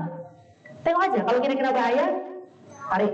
Ya. Kalau kira-kira nggak bahaya, dulu di tempat saya ngajar juga pakainya MI, multiple intelligence, kecerdasan multiple, berganda. Kalau ada anak manjat, nggak boleh suruh-suruh. Saya cuma suruh aja malam ini. Manjat pintu sampai atas, jejak pintu itu dipanjat. Saya tengok aja kan. Udah manjatnya, belum sampai ya. Terusin. Kalau kira-kira merasa nggak seimbang, turun ya, iya bisa. Kalau udah sampai atas turun ya, karena udah selesai tujuannya ya, iya bisa. Saya juga aja gitu. Samping saya. Sudah selesai, sudah. Sudah puas manjatnya, sudah. Ya sudah, turun. Nggak ada pakai teriak. Turun! Mama bilang turun. Dan saya bukan ibunya, guru. Ya. Saya pernah lagi penelitian ke daerah. Saya sholat asar, mau sholat asar. Kebetulan tempat duduknya itu tempel dinding sama tetangga sebelah. Tapi tetangga sebelah bukan muslim. Jadi ini saya di Medan, setengahnya muslim, setengahnya enggak. Tetangga sebelah itu satu lingkungan bukan muslim. Saya mau sholat, mau wudhu. Ya. Habis wudhu mau sholat, tetangga sebelah nyuruh anaknya mandi kan? Tahu lah anak kecil. Mandi kan cepat. Tahu kalau nggak mandi, tembak kalau mandi. Ya Allah, nggak mandi aja mati. saya di belakang mau sholat, nggak mandi aja mati. Apalagi aku udah malas mandi. Gitu ya. Nah, itu yang ditanamkan. Bahaya ya. Nah, yang ketiga, mitra belajar dan bernalar. Anak kalau nanya jangan disuruh dia. Mak ini apa? Dia makan, nanya aja pun kerjaan. Dia pulang kan? Mak ini apa? Ini apa? Saya pernah ketemu sama anak Peter. Ama, ini apa? Belum saya jawab. Yang ini apa? Ini apa? Ini apa? Saya belum jawab. Dia bilang, ini apa? Oh, anak ini bukan mau tahu jawabannya. Anak ini cuma mau ngetes saya. Ya, saya kasih tahu. Kecap. Ini apa? Botol. Ini apa? Mangkok. Karena di dapur kan. Ini apa? Kuali. Muter lagi dia. Tujuannya kecap. Ini apa? Kecap. Ini apa? Botol. Udah 3 kali. Ini apa? Saya jawab. Apa? Ini apa? Apa tadi apa? Kecap. Tahu sih. Ya, karena udah dikasih tahu, dia bukan mau bertanya lagi, tapi sudah ke ngetes. Nah, jadi begitu dia bilang, ini apa? Tadi apa? Kecap. Itu jawabannya tahu sih. Jadi kita harus punya trik. Biarkan anak belajar dan bernalar. Yang keempat, fitrah seksualitas dan cinta. Jangan larang anak. Oke, jangan larang anak berteman dengan lawan jenis. Ajarkan dia berteman lawan jenis itu boleh jika. Nah, ini nih, jika kamu nggak boleh dipegang, ya. Terutama bapak-bapak. Saya ingatkan, jangan pernah menyentuh bagian-bagian penting anak perempuan. Karena kalau bapaknya, maaf ya, saya pernah nonton video, saya pernah nonton video, anaknya tiduran, masih kecil, tiduran, kakinya diangkat, main handphone sama bapaknya berdua, samping-samping. Sama bapaknya, pahanya dilus-lus kayak gini, dilus-lus. Anak itu pakai celana pendek, karena masih kecil ya, saya anak perempuan, dilus-lus. Itu salah. Kenapa?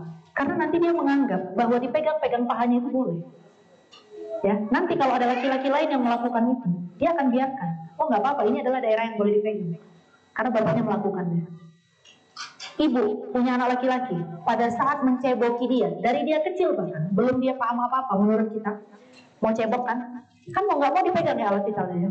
Ibu harus minta maaf. Maaf ya, Umi bantu bersihkan. Maaf ya, Umi cebokin. Minta maaf. Kenapa? Biar dia sejak kecil sadar bahwa itu adalah bagian yang tidak boleh dipegang. Tapi karena dia belum berdaya dan belum mampu membersihkan sendiri, maka orang tuanya harus membantu. Ya, bapak-bapak pun begitu. Jangan pegang bagian-bagian kita. Jangan cium bibirnya, jangan. Ya, saking sayangnya kadang dicium bibirnya, tidak boleh. Cium bibir tidak boleh. Nanti dia sadar, oh cium bibir itu tanda sayang. Maka siapapun yang sayang kepada saya boleh mencium bibir saya. Kacau. Itulah fitrah seksualitas. Ya, dia harus tahu batasnya.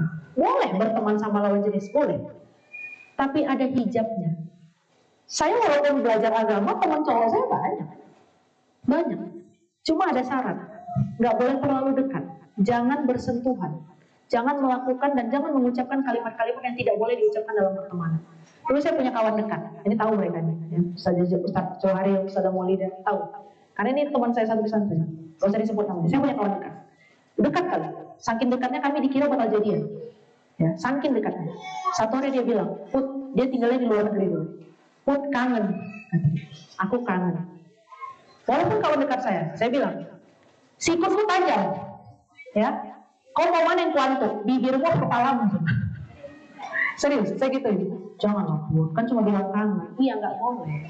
Jangan diucap. Oke, tidak boleh itu diucap. Syukur saya perempuan waras. Kalau saya perempuan nggak waras, udah baper. Saya pernah didekati sama laki-laki sudah beristri, dan dia bahkan sudah menawarkan, Put, kalau kamu butuh uang berapa aja saya kasih. Bayangkan. Ya, kalau saya perempuan gila, tak korup. Sampai kismin. Ya. Saya bilang syukurnya saya waras, sehingga saya tahu itu justru tidak membuat saya berharga. Bayangkan, dia bilang, Put, kamu mau berapa aja? Itu jahat ya? Itu jahat sekali. Put, saya butuh bantuan kamu. Kamu mau minta bayaran berapa aja, saya oke. Bayangkan. Saya bilang, kalau gitu saya nggak jadi bantu kamu. Bukan karena saya nggak mampu, tapi karena saya nggak mau berhubungan sama kamu lagi. Paham? Saya gitu, tegas. Ya, berkawan. Tapi kalau udah masuk ke situ, mohon maaf. Suami orang itu, ya, nggak sopan itu namanya. Oke? Yang selanjutnya, fitrah individualitas dan sosialitas. Nah, ini fitrah pertemanan, ya, berkawan. Lalu fitrah perkembangan, ini juga. Ibu kalau anaknya sudah mulai lancar bicara, jangan babbling. Tahu babbling? Mau ngomong apa sayang? Hanya. Ya, mau minum cucu? Oh, jangan. Anaknya udah lancar ngomong. Saya ketemu orang usianya sudah 30-an, hampir 40. Karena waktu kecilnya babbling, sampai gede babbling. Sampai punya anak 2 babbling. Ustazah Putri apa kabar? Laki-laki, ini laki-laki. Iya, tadi saya lihat Ustazah ini laki-laki. Saya kan shock ya. Sebagai seorang sarjana ilmu komunikasi, yang orang ngomong jelas aja kita mikir, apalagi orang ngomong nggak jelas. Kenapa? Dari kecilnya babbling. Ya, anak sudah bisa ngomong jelas, dibikin tidak jelas. Kembangkan sesuai tahapnya. Kalau dia sudah mulai harus mengenal lawan jenis, kenalkan. Dia mulai jatuh cinta, ya biarin aja. Ya, malah orang tuanya harus menjadi sahabat. Misalnya, Mi, aku kayaknya ada suka sama orang. Siapa? Mana orangnya? Coba sini tengok. Oh iya, baik dia. Banyak ngobrol. Ya, karena itu nanti akan menjadi fitrah dia suatu hari. Mi, ada kawanku cantik. Jangan tahu kali. Sekolah betul. Sekolah kan kalau udah pacaran ya. Dia kan cuma cerita suka, nggak pacaran. Nanti makin dilarang-larang, dia pacaran di belakang. Ya, makanya jangan. Kembangkan sesuai fitrah. Oke? Selanjutnya fitrah bakat dan kepemimpinan. Ini yang tadi saya bilang. Berapa banyak kawan saya dari kecil tidak disiapkan menjadi pemimpin. Ketika dia dewasa dia memimpin, kacau balau. Kenapa? Dari kecil tidak disiapkan jadi leader. Begitu dia memimpin, cengeng. Mantan pimpinan saya, ini nanti yang rekam potong ya. Serius. Dewasa, bukan lagi dewasa, sudah tua, sudah hampir lansia. Begitu berhadapan dengan konflik, apa ngomongnya ke saya sebagai bawahan? Ustazah sebentar ya, saya ini lagi nggak bisa mikir. Saya butuh waktu mau jalan-jalan dulu. Ini masalah udah harus diselesaikan hari ini. Dia bilang minta izin mau menyelesaikan masalah dengan jalan-jalan dulu. Ya Allah, Bu, ini udah mau mati kan Bu? Kita udah mau mati menghadapi konflik. Dan dia sempat-sempatnya bilang, sebentar saya mau jalan-jalan dulu. Berapa lama? 3 hari. 3 hari kan belum meninggal lagi. Ya, akhirnya yang menghadapi masalah siapa? Kami, bawahan-bawahannya. Dianya kemana? Nggak ada. Kenapa? Dari kecil tidak terbiasa untuk menangani konflik. Tidak disiapkan orang tuanya menjadi leader. Ketika dia suatu hari ditakdirkan Allah menjadi pemimpin, dia nggak bisa memimpin. Ya, terakhir fitrah, estetika dan bahasa. Nah, berapa banyak anak sekarang kalau ngomong dia nggak tahu yang dia sebutkan. Ya, akhirnya ngomong kasar. Bu, kenapa anak kecil sekarang atau anak sekarang gampang ngomong kasar? Karena dia terpapar dari sosmed dan dia bahkan tidak mengerti apa yang dia sebut. Serius, ya. Saya kalau dengar anak kecil ngomong kotor, kan maaf ya, dulu saya pernah dengar anak kecil ngomong alat kelamin. Dia sebut gitu. Anak kecil itu makin kita kaget, dia makin senang. Makin kita ekspresif, dia makin senang. Karena yang dia tunggu itu ekspresi kita. Dia ngomong kotor, gitu kan? Kita, ngomong apa? Perubahan ekspresi kita itu yang dia tunggu. Makanya besok dia ulang lagi, karena dia ketagihan melihat ekspresi kita. Ya, makanya kalau anak melakukan sesuatu, jangan ekspresif dulu. Dia ngomong, gitu kan? Saya tanya, tadi Miss dengar kamu ngomong sesuatu, apa itu tadi? Ini loh Miss. Dia sebelah kan? Itu apa? Itu apa ya? Ternyata dia nggak ngerti. Saya jelasin. Nah, itu alat kelamin, ya. Kamu tidak boleh sebut itu di depan orang. Kalau untuk dirimu sendiri, tapi dia menyebut alat kelamin yang bahasa ilmiah ya, bukan bahasa kotor, bahasa ilmiah. Itu cuma boleh disebut untuk dirimu sendiri. Kalau di depan orang tidak boleh disebut ya. Kenapa Miss? Iya tidak sopan. Ya, kan semua orang punya, ya. Jadi kalau semua orang punya, ya udah nggak usah disebut-sebut. Buat dirimu sendiri aja. Oh iya, udah dia nggak ngomong lagi. Dan saya tidak berekspresi pada saat bicara. Oke, paham ya? Iya, Miss. Jangan diulang ya. Iya, ngerti. Besok nggak diulang. Makan nggak kadang-kala? Ngomong apa? Kucabe tuh ya, kok kucabe? Dia nunggu kapan dijahit. Iya, anak kecil, serius. Apalagi orang Batak, orang Medan, panjang-panjang pedang dibawa gak ada yang luka.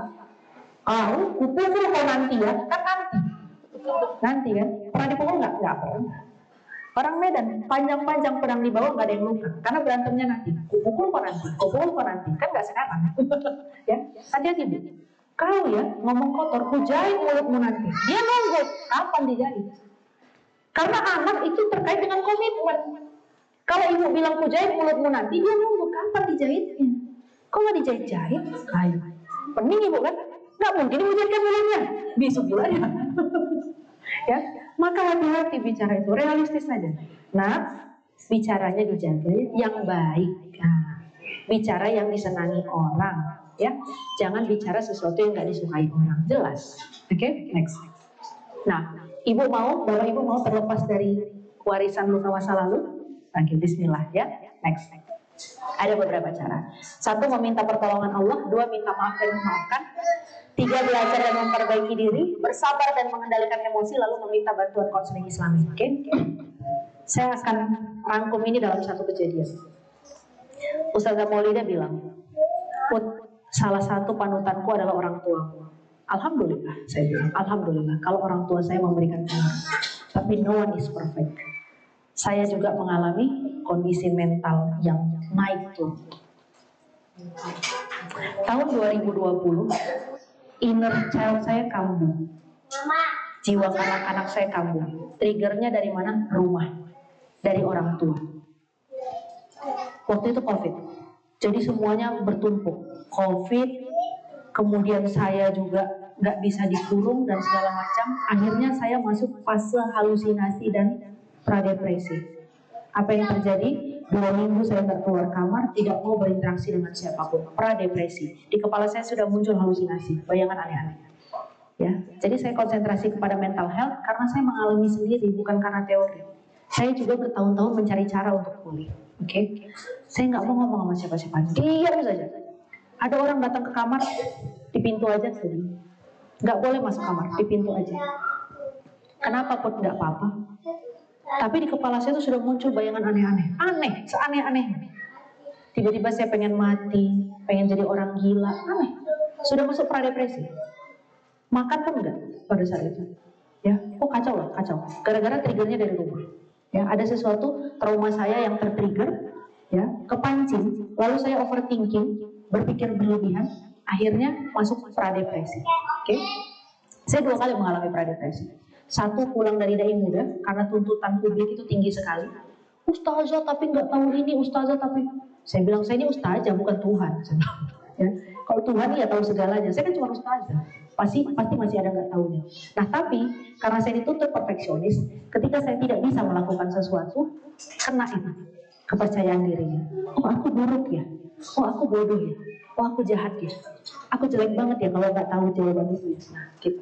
2 kali saya melewati fase pra-depresi. Oke, saya ceritakan ini karena mengalami sendiri. Kemudian saya akhirnya ingat punya kenalan psikolog, ya, perempuan. Saya bilang ini, saya mau cerita. Saya mengalami fase ini. Oh ya, silakan. Waktu itu COVID, jadi saya pakai voice note. Saya ceritakan 20 menit. Dia bilang, Putri mau konseling? Kata dia, iya mau pakai Zoom ya. Zoom yang pertama saya nggak bisa ngomong apapun. Diam aja, tapi air mata ngalir terus. Tiap diajak ngobrol, gitu, nggak bisa ngomong. Oke, dia tahu ini lagi nggak bisa diajak ngomong. Udah, kata uminya, Put, ini aja ya, diterima dulu segala macam. Oke. Yang kedua, mulai bisa diajak ngomong. Yang ketiga, yang ketiga udah mulai waras, ya, itu jaraknya 2 minggu. Yang ketiga udah mulai waras. Saya dikasih foto-foto, gambar-gambar. Put, coba lihat ini foto apa? Apa yang kamu pikirkan soal foto ini? Ini tuh kamu memandangnya gimana? Takut nggak sama foto ini? Sambil saya dikasih musik, disuruh dengerin musik, ya, musik yang menenangkan di vibrasi rendah. Boleh saya tenang, ngobrol, sampai akhirnya dia bilang gini. Kalimat ini menguatkan saya. Dia bilang gini, Put, andai kata orang tuamu memiliki cara yang lebih baik untuk mendidikmu, dia pasti lakukan. Tapi sayangnya, dia taunya cuma sebatas itu, Put. Maka tolong maafkan kedua orang tuamu. Di titik itu, saya ketemu dengan ayat Quran. Nah, ini kalau matanya merah berarti traumanya ada. Sebelah saya ada merah matanya. Traumanya ada. Ya, gampang ambil trauma. Kalau ada pemicunya yang sejenis, air matanya jatuh. Itu trauma. Gampang sekali. Ya, gak apa-apa, diakui saja traumanya. Di titik itu saya ketemu dengan sebuah ayat. Yang mana ayat itu saya ambil 2 perkara. Pertama, orang tua saya adalah korban dari parenting orang tuanya. Maka saya kasihani mereka. Ya. Saya memilih untuk mengasihani dan memaafkan. Yang kedua, saya hari ini adalah produknya mereka. Maka saya punya pilihan untuk berdamai dan berhenti, atau justru melanjutkan lukanya. Dan saya memilih berdamai dan berhenti, supaya anak-anak saya tidak mewarisi lagi luka itu. Saya belum menikah, usia 31 tahun. Tapi saya yakin Allah mendidik saya sejauh ini justru untuk menciptakan generasi terbaik. Karena saya punya mimpi, dari rahimku harus terlahir pembebas Palestina. Dari rahimku harus muncul generasi yang bisa membebaskan dunia Islam dari penjajahan. Dan saya butuh bapak yang kuat untuk mendampingi itu. Minta doanya Bu ya, insya Allah. Dan saya meyakini itu. Kok lama? Ya lama lah. Kualitasnya segitu. Ya, lagi digodok sama Allah. Bentar tuh dimasak dulu, aman. Ya. Jadi ketika saya memaafkan kedua orang tua saya bilang, ayah, mama, aku pilih untuk mengasihani kalian dan aku pilih untuk memaafkan. Ya, dulu saya ngomong ini nangis karena traumanya masih ada. Sekarang sudah tidak nangis. Dan sekarang kalau saya beda pendapat dengan orang tua, saya sudah santai. Kemarin saya beda pendapat dengan orang tua, saya tinggal duduk tenang aja. Bentar mak, santai. Mama saya masih punya trauma kan, dia menggebu-gebu, air matanya udah mau jatuh. Karena dia juga korban dari parenting orang tuanya. Saya milih kasihan dia. Dan ketika saya sudah tidak mampu berhadapan dengan masalah kedua orang tua saya, apa yang saya lakukan? Debt therapy. Saya pernah lagi beda pendapat dengan orang tua.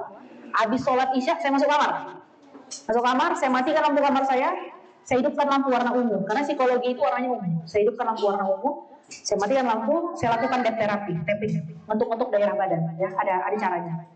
Siapa yang saya panggil? Nenek saya. Udah meninggal. Saya panggil nenek saya. Nek, dulu mama aku diapain? Kok kayak gitu sekarang? Nek, dulu sekeras apa sama mamaku? Gitu ya. Saya panggil orang tuanya ayah saya. Waktu ayah saya menikah, udah yatim piatu, nggak punya orang tua lagi. Saya panggil, walaupun saya nggak tahu mukanya, tapi saya panggil saja.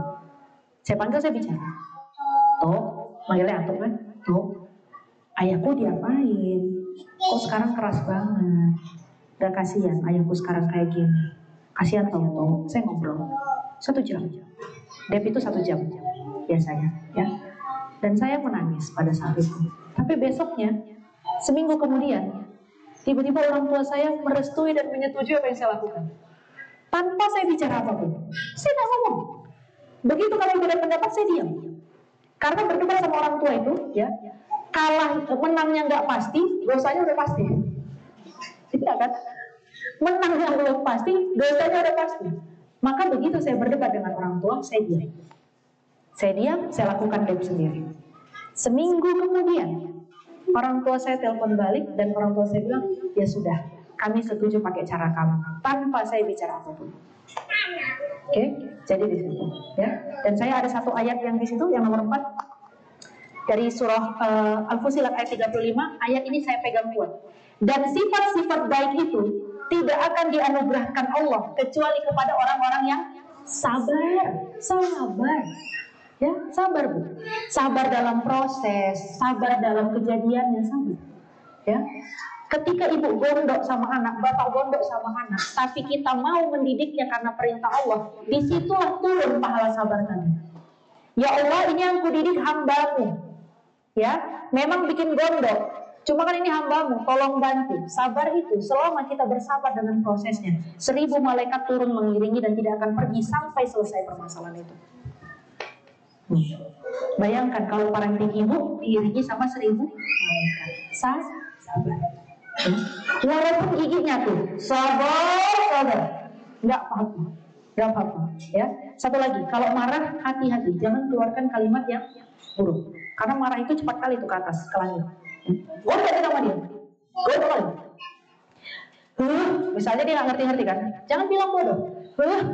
Pintar, jeniusnya kalau gitu. Nggak apa-apa, biar dia tahu bahwa dia pintar. Ingat, kalau disebut bodoh, dia akan menganggap dirinya bodoh. Saya kalau marah sama orang, dulu saya misalnya marah gitu, bodoh kali loh, kok gitu aja nggak ngerti gitu. Sekarang kalau ke diri sendiri bahkan, ya, kalau dulu misalnya saya nggak ngerti sesuatu, bodoh kali lah aku. Nah sekarang saya ganti, aduh putri, cerdas. Sekolah di mana kamu S2 kan, cerdas. Gitu. Saya ngomong ke diri sendiri. Kenapa? Untuk memberi afirmasi positif. Tanya ini saja Polida. Dulu tuh saya buruk banget lah ya, jelek banget ya, serius. Tapi saya nafis. Jadi kalau misalnya gini, janjian yuk, aduh maaf ya, lagi ada pemotretan. Siapa yang mau awal? Jelek kayak gitu loh, siapa yang mau motret? Tapi saya selalu mengucapkan itu. Sini bukumu, saya bilang, sini bukumu. Kenapa Put? Tanda tangani. Mana tahu aku nanti jadi artis, jadi kok nggak usah minta lagi. Oh kau minta apa? Udah cepat sini. Nanti kau susah dapat tanda tanganku. Betul. Ya, sekarang dapat tanda tangan saya susah. Jumpa aja payah. Ya. Dan memang sekarang tuh agenda saya kadang ada jadwal, ada pemotretan, dan itu real terjadi. Karena dulu siapa juga yang mau motret saya? Berjelek, hitam, mau mandi. Gak usah datang, iya nggak apa-apa. Daripada orang yang mencela, mending saya celah diri saya sendiri. Kalau orang mencela, sakit hati, mending nggak celah sendiri. Gitu ya. Jadi ayat itu saya pegang kuat. Sifat-sifat baik itu tidak dianugerahkan Allah kecuali kepada orang yang bersabar. Next. Nah, ini adalah ayat yang saya temukan pada saat saya mengalami trauma inner child tadi. Lihat ya.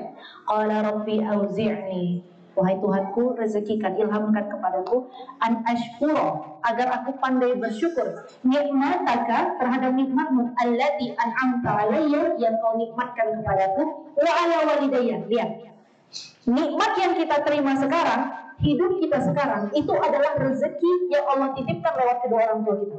Maka jangan pernah salahkan orang tua, tapi kasihanilah mereka. Tolong kasihani, ya, kasihani kedua orang tua kita. Jadi parenting itu kuncinya di sini. Sebenarnya ayatnya bukan ini, ada satu lagi ayat yang mirip saya temukan, ya. Tapi ayat ini karena lebih dekat sama parenting. Jadi kita hari ini adalah nikmat yang kita terima berdasarkan wasilah kedua orang tua kita. Saya kalau dipikir-pikir, saya ini nggak bisa dikerasin dari kecil. Tapi qadarullah ditaruh di keluarga Batak. Bapak mak saya kalau teleponan sebelah-sebelahan nggak bisa ya. Satu harus di pintu depan, satu di pintu belakang. Kenapa? Halo, serius. Mana? Gitu kan? Saya adalah satu-satunya yang suaranya paling lembut di rumah. Kalau saya bicara, apa kata ayah? Coba naikkan suara, nggak dengar. Sementara saya nggak bisa dikerasin dari kecil, nggak bisa dibentak. Ditaruh sama Allah di keluarga Batak, tulen, pure blood, darah murni. Dicari ke atas nggak Bataknya nggak ada. Ya, makanya waktu ngomongin soal calon pasangan, kalau bisa Batak lah nak, gitu kan? Saya bilang, gini ya, gini mak. Kalau Batak ini menjamin surga, ya, misalnya orang Batak pasti masuk surga. Cari yang paling Batak yang nggak ada campurannya. Kalau jaminan surga, orang tua saya diam. Tapi kalau nggak jadi dari surga, ya maaf, aku akan cari karakternya. Kalaupun nggak Batak nggak apa-apa, karena surga nggak cuma milik orang Batak semua. Gitu ya. Nah itu negosiasi sama orang tua. Alhamdulillah, akhirnya bisa dinegosiasi. Gitu kan. Jadi kalau ada yang punya calon non Batak, ya orang tua saya bisa terima sih. Ya. Nah, jadi yang kita terima saat ini adalah yang diberikan Allah kepada orang tua kita, ya. Makanya kalaupun saya bilang kenapa dulu aku nggak dididik dengan lembut, misalnya Putri makan nak, gitu. Harapan saya kan gitu ya. Kalau dibully misalnya sabar ya sayang ya, Allah selalu bersama kita. Malu sarara. Tapi saya ditaruh di keluarga Batak POC. Makan.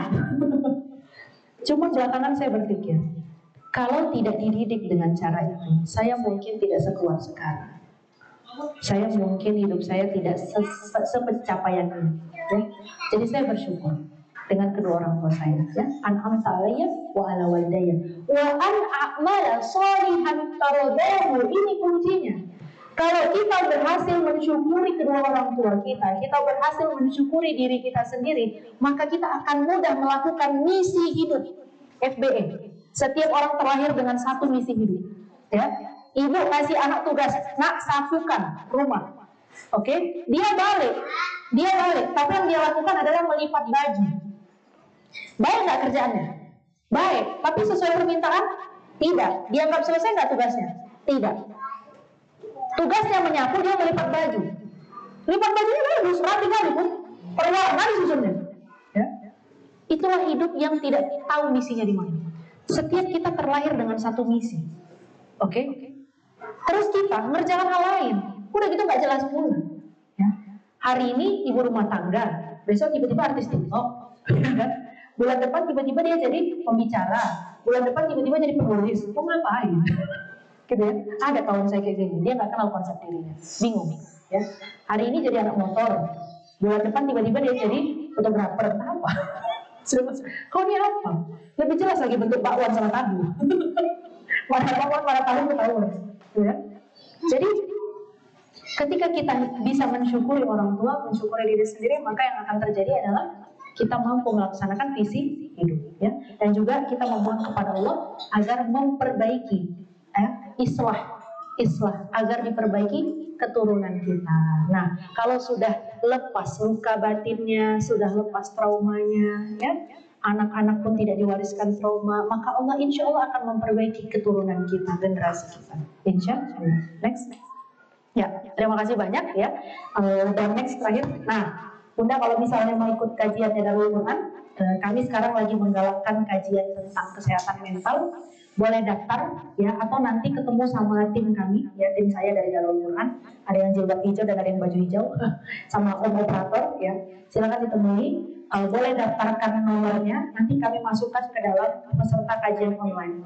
Jadi kajian online-nya akan dikirimkan lewat WA ya, setiap kali kami mengadakan kajian online, dan insya Allah ini kita akan adakan rutin. Mohon doanya mudah-mudahan saya dikuatkan, tim saya dikuatkan ya, kemudian dananya juga dibantu oleh Allah untuk dicukupkan ya, karena bagaimanapun juga dakwah itu adalah jihad mal, jihad harta ya. Makanya untuk orang-orang yang berjuang di jalan Allah, kita tuh jangan takut untuk nyerahin harta, jangan takut ya. Rezeki itu makin ditahan makin seret, rezeki itu makin ditahan, makin kita pelit, makin gak datang rezekinya. Tapi kalau rezeki itu makin dikeluarkan, Allah makin kasih banyak, gitu ya.